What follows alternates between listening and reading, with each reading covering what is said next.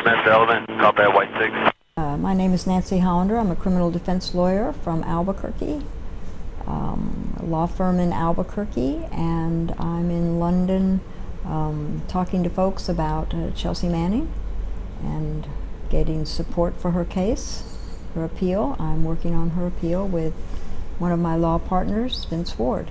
At along this, you're clear. Alright, firing. Line here, with the state line, let me know when you have it. We'll shoot. The U.S. military has charged Chelsea with a number of crimes. The one that people notice the most is espionage, aiding the enemy through indirect means, and that one she was found not guilty of. But she was found guilty of other espionage charges, of disclosing classified evidence, disclosing evidence that the United States said it was in its national security not to disclose. Chelsea has maintained from the beginning that she made these disclosures for the purpose of telling the public what the government was doing, that there were human rights abuses that she was aware of in the wars in Iraq and Afghanistan, and that there were actual war crimes that were being committed that nobody knew about. Unfortunately, there is no defense, no public interest defense. So Chelsea was found guilty. She was also found guilty of various computer fraud crimes, of putting classified evidence and national security evidence on her non-classified computers, and various other crimes involving how much this information might be worth to other countries. So she received a sentence of 35 years, which is just an incredibly long sentence, especially when you compare it to other people who have made disclosures and have gotten much, much shorter sentences or no time at all. We'll shoot. Light them all up. 202 traffic, 260. Come on, fire. Well, General Petraeus is the best, most recent example. General Petraeus pled guilty to what was a misdemeanor of disclosing classified evidence, but what we know that he did was that he took home highly classified evidence, much higher level than what Chelsea had. Top secret, what's known as code word, the president's briefings. He took it home, which was the first crime. And then he gave it to a woman, his girlfriend, who was supposedly writing a book about him. There was no public interest even involved. And he lied to the FBI because he said he didn't have any classified evidence. The lie to the FBI alone could have gotten him 5 years. But because he's a general, and because he said whatever he said to the government, and the court said, well, none of it actually got out. But he certainly intended for it to get out. And it's an incredible disparity. It makes no sense, except that he's a general. That's the two things. We need to move time now. All right, we just engaged all 8 individuals. And what are you leading the appeal on the basis of? Well, we're arguing that her pretrial confinement, Chelsea's pretrial confinement, was, number one, too long, and so her right to a speedy trial was violated. We're also arguing that the way she was held was really inhumane, and the UN rapporteur has found that it was inhumane, cruel and inhumane treatment, and that she should have been given much more credit for that time than just, I think, 1,200 days or whatever she got, which made no difference on her sentence. And we're also arguing that any number of other issues, that she didn't commit crimes, that some of the witnesses against her who the government said were experts were not experts, so she should have either a new trial or certainly a new sentencing. Can you describe what her pre-trial treatment was like? Well, there were, she was in Quantico, which was a Marine pretrial holding facility.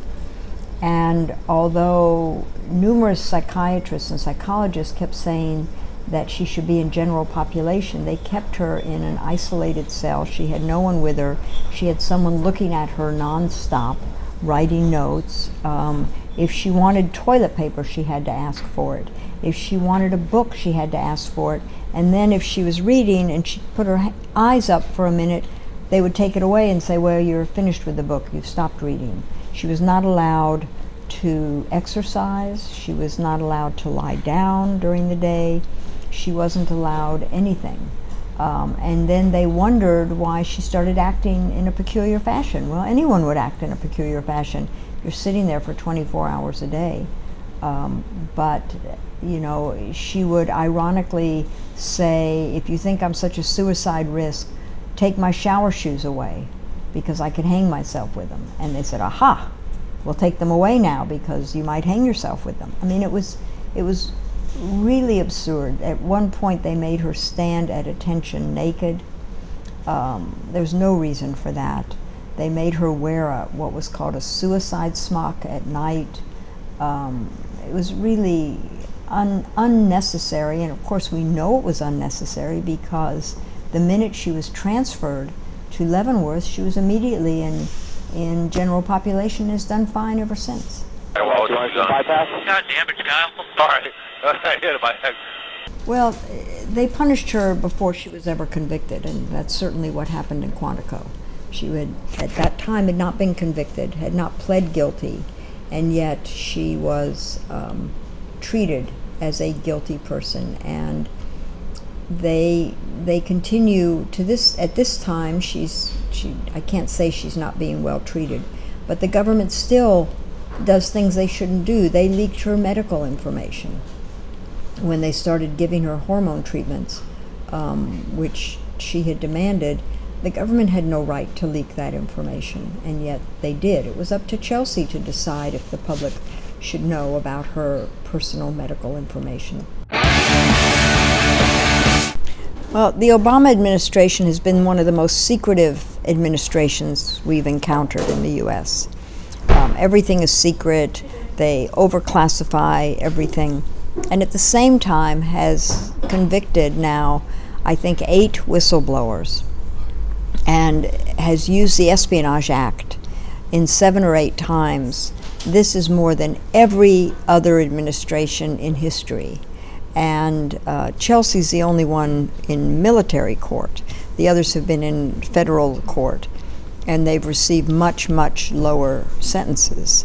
But they've just persecuted these people. The most recent was a CIA agent, Sterling, who got 3.5 years.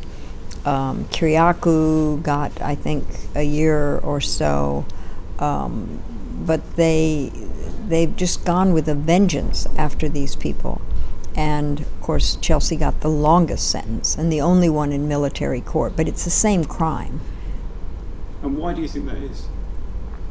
I don't know why it is, why the government is so frightened, unless it simply is committing crimes that it doesn't want us to know about. You know, these are unpopular wars, and the government, a lot of this is around the war in Iraq, the war in Afghanistan, the government around Guantanamo. The government doesn't want us to know. Secrecy has become just an imprimatur of this government. We have big secrecy problems involving Guantanamo. We have huge secrecy problems involving the wars, all the wars that we seem to be involved in. The drones, big secrecy problems involving the who's being killed by drones, who's operating the drones, where are they falling? You know, it's a tremendous problem, and the government is trying to solve it by simply being as closed as it can be, and at the same time claiming that it's very transparent, which is just not true. Not true. And how is Chelsea doing in prison? Chelsea's actually doing remarkably well given confinement and in prison now for almost 5 years. She works at a prison job. She writes for The Guardian. She just wrote a little chapter for children for Amnesty. She works with us on her appeal. She's very, very busy. She works with her ACLU lawyers on the on the gender disparity issues. She wrote for Cosmopolitan magazine, which I thought was just terrific. She's just writing all the time, reading all the time, learning all the time, and she also works out, tries to keep herself fit. She's very active every day and working hard, mentally and physically, and it's important because it's what keeps her going and keeps her strength up. And the other thing she's doing is tweeting now. Because it's important for the public to not forget about her case. It's easy to forget a case when it's on appeal, when it's going to be a long time, when there's not daily news about a trial every day. And it's very important that people realize this case is far from over, and there's much to be done and much for Chelsea to look forward to in this case. And how confident are you of your appeal being successful? Well, if I didn't think we had a chance, I wouldn't have done it in the first place. One never knows what's going to happen with an appeal, what we're going to find, what the judges are going to say. But we have many good issues on this appeal. And new things come up, we get new ideas, we have help from other people, we brainstorm with other people, and we're reading the law, reading the record, and looking for every possible avenue of appeal for Chelsea. And what can people do to support Chelsea? Well, people need to help keep this case alive. It's very important. Follow her on Twitter, talk about the case, make sure everybody remembers they can write to her. They can support the case financially. They can do anything that anyone feels comfortable doing. The important thing is that we remember that Chelsea's in prison and that we remember that we need to overturn this huge 35 years. That's just an outrageous sentence. I just want people to please remember Chelsea and don't forget about her. We've got a long way to go, but we hope that you will see her out of prison before too many more years.